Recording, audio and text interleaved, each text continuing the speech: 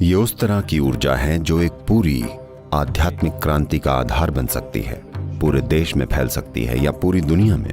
क्योंकि शिव खुद यहाँ बैठे थे, उन लोगों ने ये गुण अर्जित कर लिया। ये यहाँ तैयार है, बनी रखी है। आप बस ऊपर देखिए और इसके लिए ग्रहणशील बनिए, बस।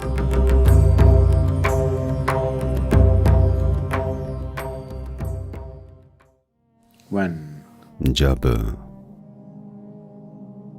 स्वयं आदि योगी दुख की अवस्था में थे, या शायद दुख सही शब्द न हो, जब वो अपने ही प्रति एक कड़वाहट की अवस्था में थे, जब वो उस वचन को पूरा नहीं कर पाए जो एक तरह से उन्होंने एक भक्त को दे दिया था। Because he got deceived.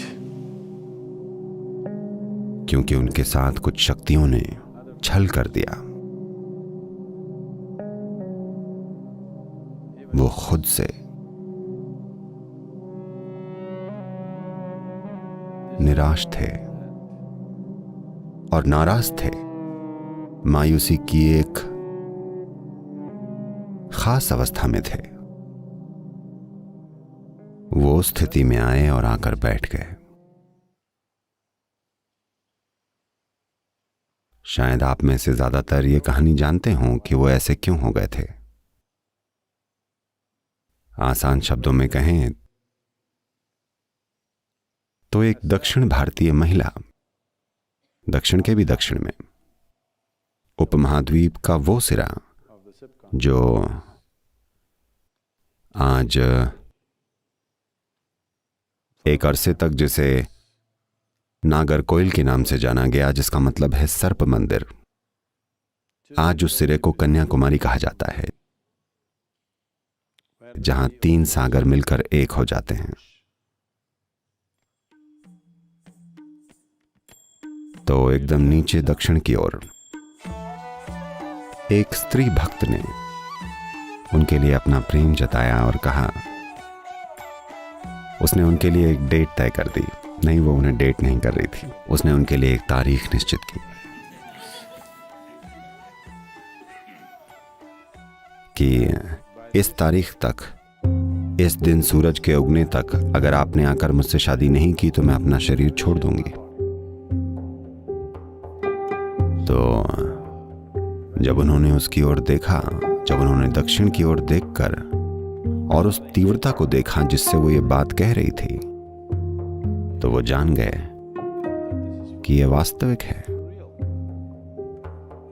That she's actually going to leave her body if he does not make it. कि वो सचमुच अगर वो नहीं पहुंचे तो अपना शरीर छोड़ देगी। तो उन्होंने हिमालय के ऊपरी इलाकों से होकर नीचे दक्षिण की ओर अपनी यात्रा शुरू कर दी। तो वो बस आखिरी तारीख तक पहुंचने की कोशिश में हैं। लेकिन वहां कितने ही ऐसे लोग हैं जो नहीं चाहते कि वो एक दक्षिण भारतीय औरत से शादी करें। इसलिए उन्होंने उनके रास्ते में अलग अलग तरह की रुकावटें खड़ी की, पर वो उन सबको अनदेखा करके आगे बढ़ते रहे। जब वो उस जगह के बहुत नजदीक पहुंच गए, जब वो बस 22 किलोमीटर दूर थे, तो उन लोगों ने किया ये कि उन्होंने कपूर का एक बहुत बड़ा ढेर लगाया और उसे जला दिया बहुत दूर। सुबह सुबह जब धुंध होती है तो हवा में मौजूद पानी का हर कण एक मैग्नीफाइंग ग्लास की तरह काम करता है और वो इतने विशाल तरीके से जला कि वो असल में सूरज के उगने जैसा दिखाई दिया। तब उन्होंने उनसे कहा, सूरज ऊपर आ गया है, उसने वैसे भी अपना शरीर छोड़ दिया होगा, आप वहां किस लिए जा रहे हैं? He was just 22 kilometers away from that place. वो उस जगह से बस 22 किलोमीटर दूर थे। तब उन्होंने देखा कि पूरा इलाका सूरज के उगने जैसा जगमगा रहा था, जो असल में एक कपूर का पहाड़ था जिसे उन्होंने जलाया था। वो खुद से पूरी तरह निराश हो गए कि वो समय रहते पहुंच नहीं पाए और वो वापस मुड़ गए। तो उस जगह को आज सुचिंद्रम के नाम से जाना जाता है। वो इस रास्ते से गए, वो इस पहाड़ पर ऊपर गए और वहां बैठ गए, निराश, नाराज, अपने मन में कड़वाहट लिए। वो वहां आनंद में नहीं, वो वहां भीषण तीव्रता में, क्रोध में बैठे, किसी दूसरे से नहीं बल्कि खुद की असफलता पर।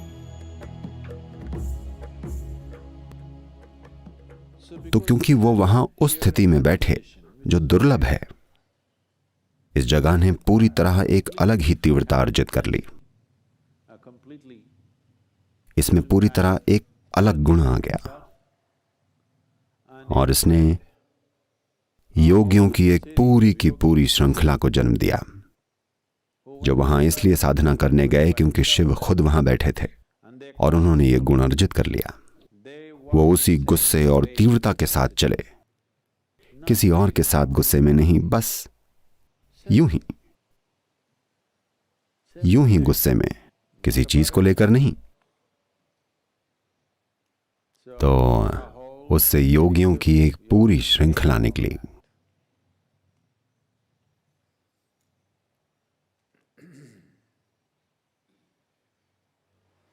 If you have seen the pictures of Sadguru Sri Brahma, अगर आपने सद्गुरु श्री ब्रह्मा की तस्वीर देखी हो, वो ऐसे दिखते हैं कि वीरप्पन उनके आगे केजी क्लास का बच्चा लगता। वीरप्पन का चेहरा वाकई में मासूम बच्चे जैसा दिखता। वो इतने गुस्सैल दिखते थे बिना किसी वजह। वो बस यूं ही गुस्से में चलते थे हर समय, किसी और पर गुस्सा नहीं, बहुत ज्यादा करुणा से भरे हुए, पर बस गुस्से में। तो ये पहले नहीं थे, ऐसों की एक पूरी एक श्रृंखला थी, क्योंकि इस पहाड़ की चोटी पर उन्हें इस ऊर्जा से एक धक्का मिला और उन्होंने ये अर्जित कर लिया। उनके लिए इस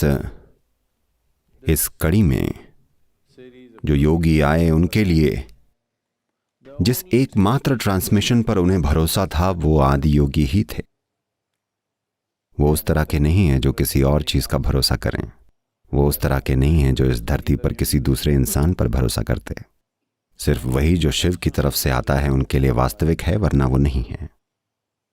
तो वो इस ऊर्जा में विकसित हुए, क्योंकि यहां आदि योगी एक खास तरह के गुस्से, निराशा और अपने भीतर एक कड़वाहट की स्थिति लेकर बैठे थे। इस चोटी ने ही उस गुण को अर्जित कर लिया, दिव्य पर एक अलग तरीके से। वो उसी तरह के बन गए। आपको नहीं पता कि इसे सभ्य बनाने में, इसे सामाजिक बनाने में कितनी मेहनत लगी है।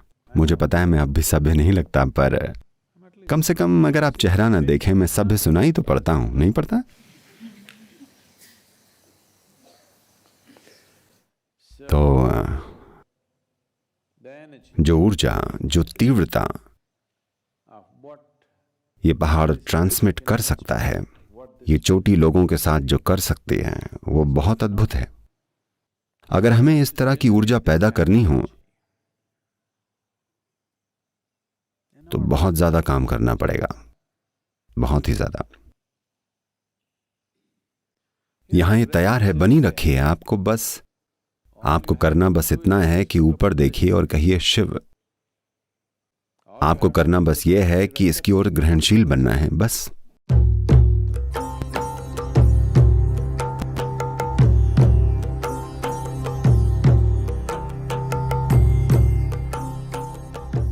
जब ऊर्जा का ऐसा आधार उपलब्ध हो,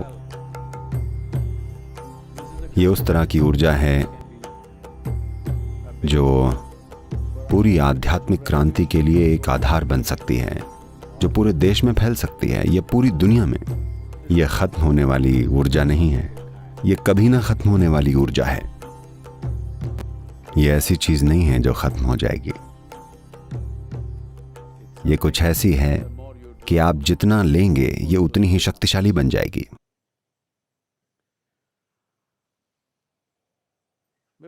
हम चाहेंगे कि ऐसा पूरी दुनिया के साथ हो, पर मैं सोचता हूं कि अब मैं बूढ़ा हो रहा हूं तो इन दिनों जरा साधारण सोच रहा हूं।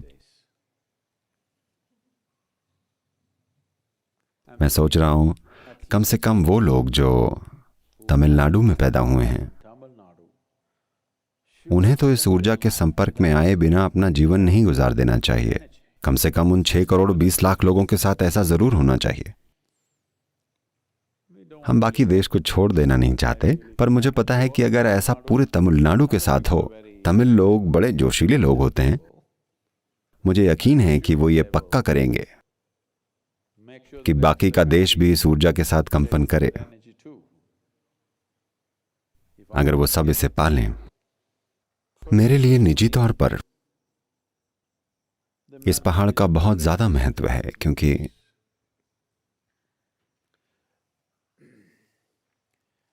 मेरे गुरु ने भी यहीं अपने शरीर को छोड़ना चुना, और मैंने आज तक उस जगह पर कदम रखने की हिम्मत नहीं की है। मुझे पता है कि वो कहाँ है, पर मुझ में आज भी उनकी समाधि पर पैर रखने की हिम्मत नहीं है।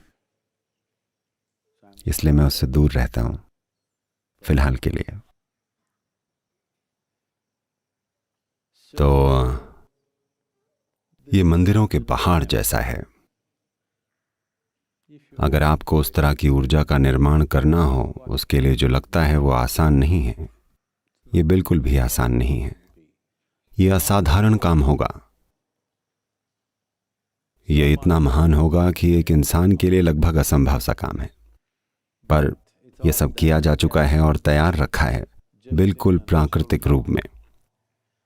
अगर हम इसे काम में नहीं लेते तो ये बहुत बेवकूफ़ाना होगा।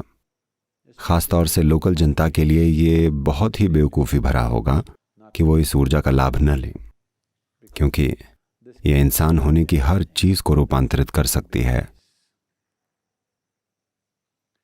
और हम और ज्यादा गुस्से वाले योगी पैदा कर सकते हैं, जो शानदार लोग हैं, पर जिन्हें दयालु और कोमल और करुणामय होने का दिखावा नहीं करना होता। वो बस वैसे हैं जैसे वो हैं। वो बिल्कुल वाइल्ड की तरह हैं। वो जंगल में एक बाघ या हाथी की तरह हैं जो हर चीज को रौंदता हुआ आगे बढ़ता है, पर वो जो भी करता है वो फिर भी उपयोगी होता है।